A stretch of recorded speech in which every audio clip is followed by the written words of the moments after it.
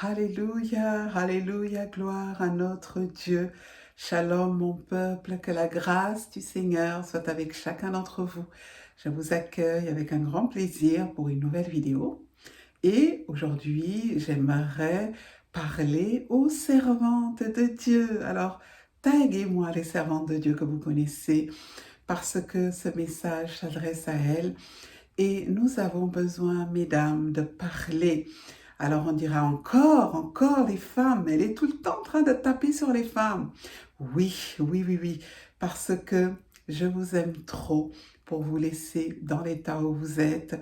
Je vous apprécie trop pour vous laisser dans l'état où certaines d'entre vous se trouvent, dans cet état de séduction, de tromperie dans laquelle le diable vous emmène, vous entraîne, vous faire prendre conscience que nous avons un rôle et une influence prépondérante au sein de l'Église, au sein du corps de Christ, et que par conséquent, Dieu attend beaucoup de nous. Mes sœurs, vous savez pertinemment que le diable nous hait et qu'il voudrait que les femmes soient totalement effacées du paysage social et également du paysage religieux.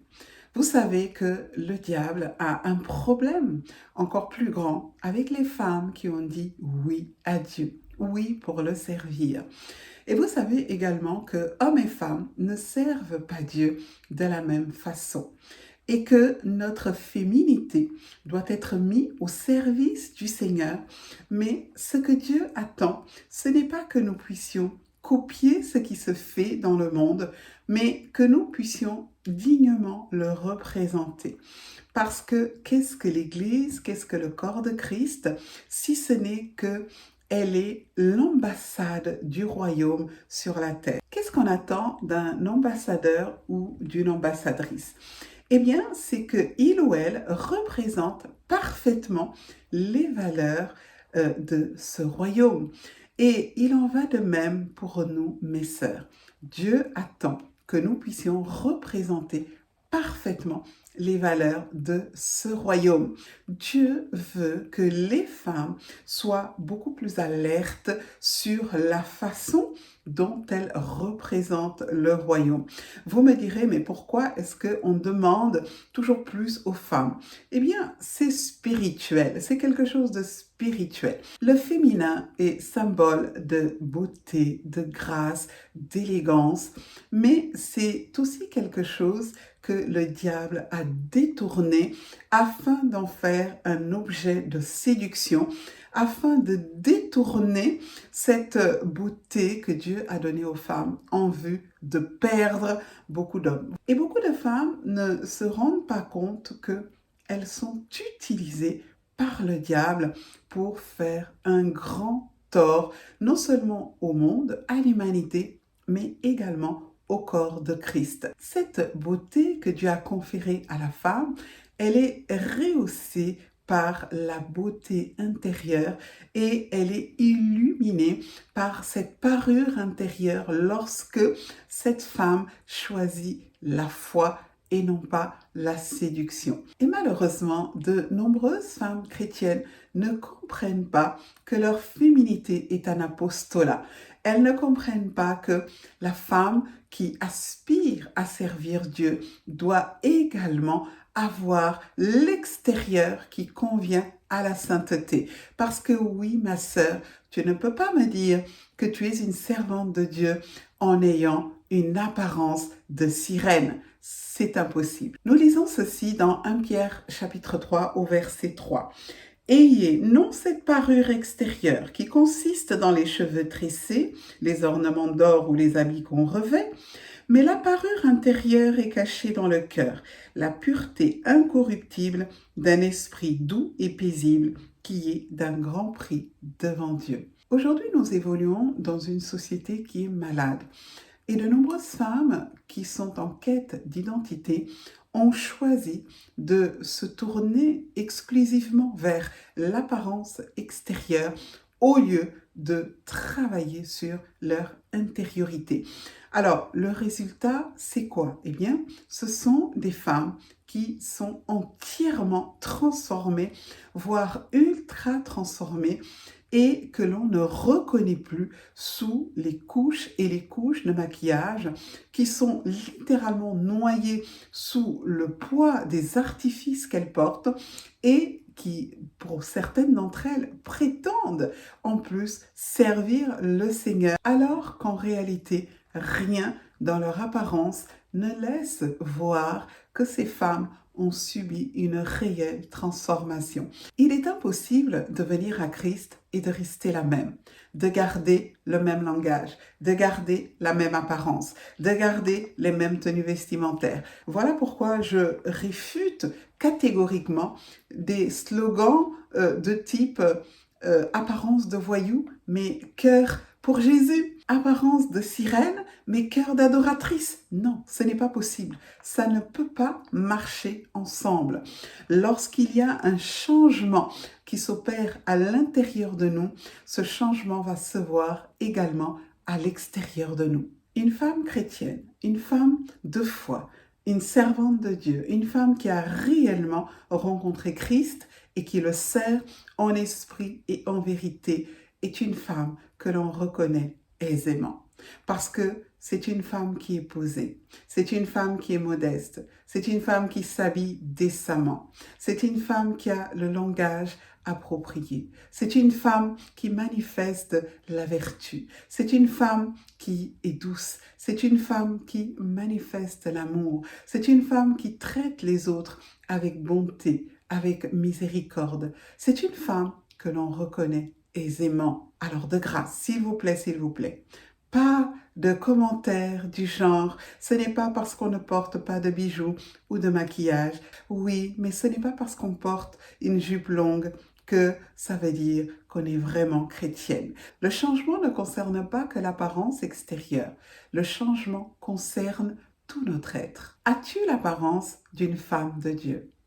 As-tu l'apparence d'une fille de Dieu? As-tu l'apparence d'une servante de Dieu? Quand tu te regardes dans le miroir, que vois-tu? Est-ce que on voit véritablement l'image d'une sainte femme de Dieu? Ou est-ce que l'on voit une image trouble, une image troublante? Qu'est-ce que ton apparence dit de toi? Qu'est-ce que ton image dit de toi? Qu'est-ce qu'elle renvoie aux autres comme message? Parce que je pense que tu sais que le vêtement est un message. Le vêtement est un code. Le vêtement parle avant même que nous n'ayons ouvert la bouche. Et le message peut être, il n'y a rien à voir. Je suis une femme qui me respecte. Comme il peut être également, regardez-moi. Même si tu te dis, non, je m'habille pour moi, je me maquille pour moi, je ne le fais pas pour séduire. Mais dans les faits, ton vêtement parle pour toi. Quelles sont les réactions que tu suscites lorsque tu apparais quelque part? Est-ce que ce sont des réactions de réprobation? Est-ce que ton apparence choque? Est-ce que ton apparence dénote, détonne? Ce sont des questions que tu dois te poser, ma sœur, lorsque tu t'habilles. Et cela encore plus lorsque tu es une servante de Dieu. Parce que en tant que servante de Dieu, tu es un modèle. Et ce que tu feras, c'est ce que les femmes feront. Aujourd'hui, je suis extrêmement choquée par l'apparence des femmes chrétiennes dans l'Église. Et mes sœurs, c'est quelque chose de choquant. C'est quelque chose de honteux. Et aujourd'hui, les musulmans, les musulmanes nous donnent des leçons. Il y a quelque temps de cela, je suis tombée sur la vidéo d'un imam qui projetait un culte évangélique. Et c'était affreux parce que les images étaient tellement choquantes.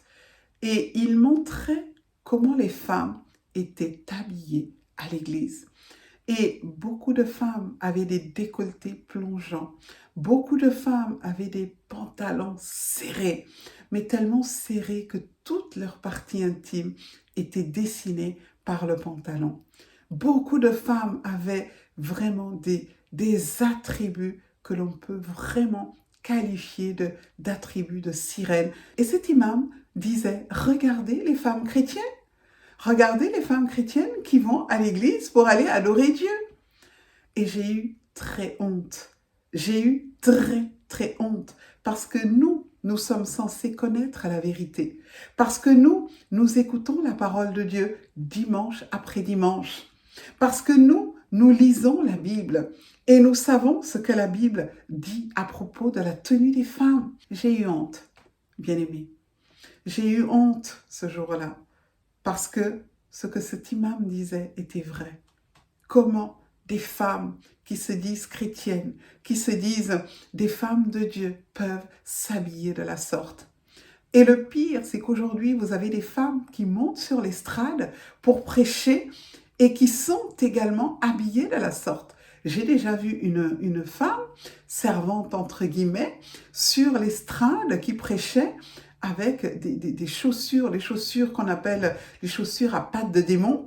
Elle était perchée sur des talons qui faisaient au moins 20 cm, avec un pantalon jean extrêmement serré, mais qui moulait absolument tout, y compris devant et derrière. Et cette femme prêchait. Cette femme prêchait, mais quel Dieu est-ce que tu sers, ma sœur? Quelle Bible est-ce que tu lis? Parce que nous n'avons pas la même Bible. Non, nous n'avons pas la même Bible. Et je doute également que nous servions le même Dieu. Je doute que nous ayons le même Saint-Esprit. Parce que s'il y a bien une caractéristique que possède le Saint-Esprit, c'est la sainteté. Voilà pourquoi il se nomme Saint-Esprit. Il est saint. Et le Saint-Esprit ne peut pas rester sur quelqu'un dont la vie est sale. Le Saint-Esprit ne peut pas rester sur une femme dont la vie est sale. Le Saint-Esprit ne peut pas rester sur une femme qui s'habille comme une sirène. Non, c'est pas possible. C'est pas possible. Et ce qui m'horrifie, c'est de voir ces femmes ensuite imposer les mains aux fidèles. C'est une horreur sans nom. Je ne peux pas t'écouter. Je ne peux pas écouter des messages qui viennent de ce genre de femmes. Je ne peux pas écouter des sermons qui viennent de ce genre de servantes. Je ne peux pas écouter. Parce que je vois les esprits, les démons qui sont sur vous, je les vois. Et tu veux nous faire croire que c'est le Saint-Esprit qui t'utilise.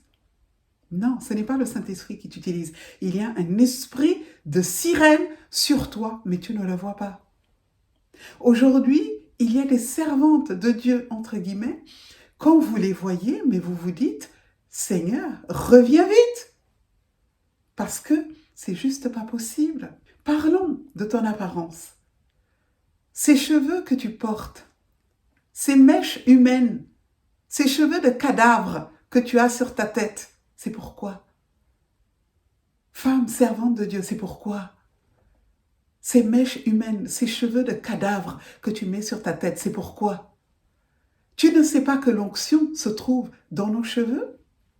On ne te l'a jamais dit? Le Saint-Esprit ne t'a jamais dit que l'onction se trouve sur tes cheveux également? Pas que sur ton corps, mais également sur tes cheveux. Ces chaussures à talons, ces chaussures de 20-30 cm, ces talons aiguilles, ces chaussures à pattes de démon sur lesquelles tu es perché. C'est pourquoi?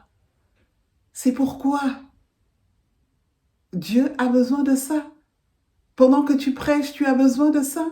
Ces vêtements serrés, décolletés, ces robes sexy, moulantes, ces pantalons serrés que tu portes.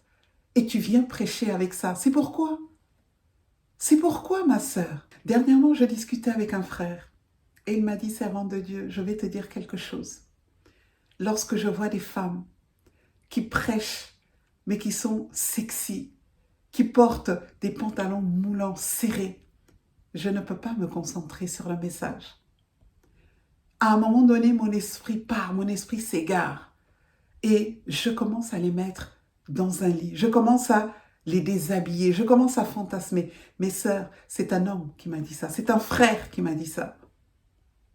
Et c'est quelque chose de très grave parce que le Seigneur Jésus a dit malheur à quiconque fait chuter les autres, malheur à ceux qui sont des objets de scandale.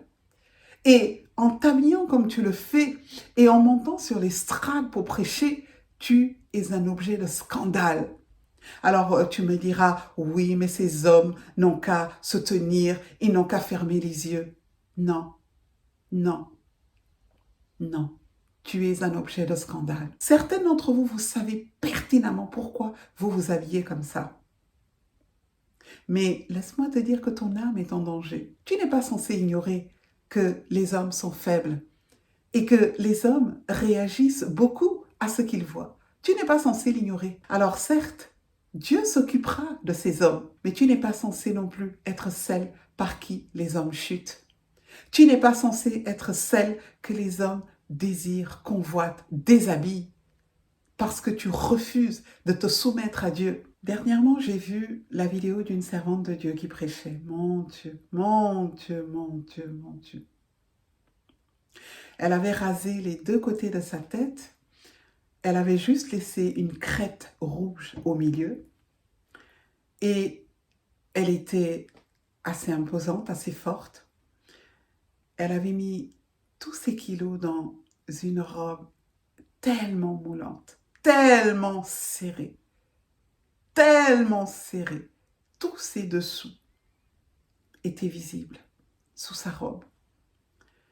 Et les mains qui tenaient le micro, ses mains, elle avait des ongles terribles, des ongles de sorcière. C'était terrible, bien-aimé. Et toute la chorale qui l'accompagnait était dessinée sur le même principe. Elles étaient toutes super maquillées. Elles étaient toutes rouges écarlates. Elles portaient toutes des faux cils tellement épais que certaines avaient même du mal à voir. C'est pourquoi. Est-ce que ça, c'est ta définition de la beauté? Parce que même chez les royals, vous ne verrez jamais les femmes aristocrates avec des cheveux de cadavre sur la tête, avec des fossiles qui les empêchent de voir, avec des maquillages outranciers. Vous ne les verrez jamais avec des bijoux tape à l'œil qui pèsent une tonne. Vous ne les verrez jamais perchés sur des chaussures bizarres qui ressemblent à des pattes de démons et qui les empêchent même de marcher correctement. Est-ce que tu sais que Dieu déteste les longs ongles, les ongles surdimensionnés? Dieu déteste ça. As-tu déjà lu Deutéronome 21 au verset 12? Il parle des captifs de guerre et il donne des ordres au sujet des femmes qui doivent intégrer le camp d'Israël. Et il ordonne que ces femmes se coupent les ongles de sorcière là que tu portes. C'est pour faire quoi? L'apôtre Paul dans 1 Timothée au chapitre 2 verset 9 dit ceci. Je veux aussi que les femmes vêtues d'une manière décente, avec pudeur et modestie, ne se parent ni de tresses, ni d'or, ni de perles, ni d'habits somptueux, mais qu'elles se parent de bonnes œuvres, comme il convient à des femmes qui font profession de servir Dieu. Chères sœurs, nous sommes des femmes et non des hommes. Et à ce titre, nous devons honorer Dieu par notre féminité. Dieu n'est pas contre l'usage des cosmétiques. Dieu n'est pas contre le fait que les femmes cherchent à se faire belles, qu'elles cherchent à être élégantes. Mais il y a une grande différence entre l'élégance et la vulgarité. Je porte un collier de perles aujourd'hui. C'est d'ailleurs un de mes colliers préférés, c'est le seul pratiquement que j'utilise. Parce que je trouve que c'est quelque chose d'élégant. Dans le passage que nous venons de lire, il est question de se parer. Lorsque l'on se pare, on va au-delà de la modestie. On est dans l'exagération, on est dans le paraître, on est dans l'exposition et la surexposition. C'est ça qui nous rend vulgaires et qui casse en réalité l'élégance que beaucoup cherchent à avoir. Beaucoup de femmes se sont perdues dans la quête de la beauté. Elles ont un problème identitaire qu'elles cachent sous des tonnes de maquillage. Et nous devons, mes sœurs, à ce sujet, faire très attention et demander au Seigneur de nous guérir. Je vous invite à lire Genèse 6, qui nous parle du regard que portent les anges déchus sur les femmes. Et beaucoup d'entre vous, vous avez également des maris de nuit dont vous n'arrivez pas à vous défaire. Et je sais de source sûre que notre apparence générale, notre manière de vivre chaste, pure et sainte sont des freins aux convoitises de ces démons. Ce sont également des freins à la convoitise des hommes, parce que nous ne devons rien faire qui soit une pierre d'achoppement pour nos frères. Et je vous supplie, je vous en supplie, chère servante de Dieu, prenez vraiment cette exhortation à cœur, afin que vous puissiez vous défaire de tout ce que le monde des ténèbres a créé pour ramener les femmes dans la séduction, pour les tromper et pour les utiliser pour la destruction. Parce que le Seigneur nous demandera compte pour ces choses. La modestie, la pudeur, la sainteté sont des caractéristiques du Saint-Esprit. Et si vous voulez que votre ministère ait un véritable impact et que le Saint-Esprit commence à vous utiliser avec puissance, mes sœurs, je vous assure, il y a une clé. Et cette clé, c'est votre apparence extérieure, c'est votre tenue vestimentaire, c'est votre humilité, c'est votre sainteté, c'est votre langage, c'est votre vie de consécration, c'est votre vie de sanctification également. Il y a beaucoup de femmes qui servent le Seigneur aujourd'hui, mais elles n'ont pas de puissance. Elles ont peu de puissance. Pourquoi? Le Saint-Esprit ne peut pas les utiliser comme il voudrait parce qu'il y a des choses qui freinent. Et je sais de source sûre que le Saint-Esprit ne peut pas rester sur des femmes qui sont dans la séduction, sur des femmes qui portent des attributs qu'il ne reconnaît pas et qui au final ne représentent pas le royaume, mais représentent plutôt des choses du monde, sont dans une consommation excessive de tout ce que le monde produit et ne comprennent pas les valeurs du royaume qu'elles prétendent servir. Donc, demande au Saint-Esprit si ce que tu portes lui plaît. Demande-lui si tel ou tel vêtement est quelque chose qui le glorifie, est quelque chose qui glorifie Dieu. Demande-lui si tel ou tel vêtement est quelque chose que tu peux porter pour aller servir Dieu, pour aller prêcher, pour aller chanter à l'église. C'est quelque chose d'extrêmement important, bien-aimé, parce que ce que nous voyons aujourd'hui, c'est vraiment quelque chose de terrible. Et vous ne devez pas ignorer que vous êtes des modèles. Le Seigneur nous a appelés à être des modèles. Demandez-vous si les femmes de la Bible s'habilleraient comme vous vous habillez aujourd'hui. Demandez-vous si nos héroïnes de la Bible que nous aimons tant porteraient ce que vous portez aujourd'hui et vous aurez la réponse. Que le Seigneur vous bénisse. J'espère ne pas avoir été trop dur avec vous. Si je l'ai été, je m'en excuse d'avance, mais sachez que je vous aime et que nous devons vraiment prendre conscience de notre responsabilité dans ce qui se passe aujourd'hui dans l'Église de Christ et que Dieu nous appelle à changer. Dieu nous appelle à une véritable transformation. Je sais que Dieu veut utiliser les femmes dans ces temps de la fin, mais ce sont des femmes pures, ce sont des femmes modestes, ce sont des femmes chastes, ce sont des femmes qui vivent dans l'humilité, dans la modestie. Ça passe bien sûr par le cœur, mais ça passe également par leur apparence extérieure, par leur tenue vestimentaire. Que le Seigneur vous bénisse et je vous dis à très bientôt. Shalom.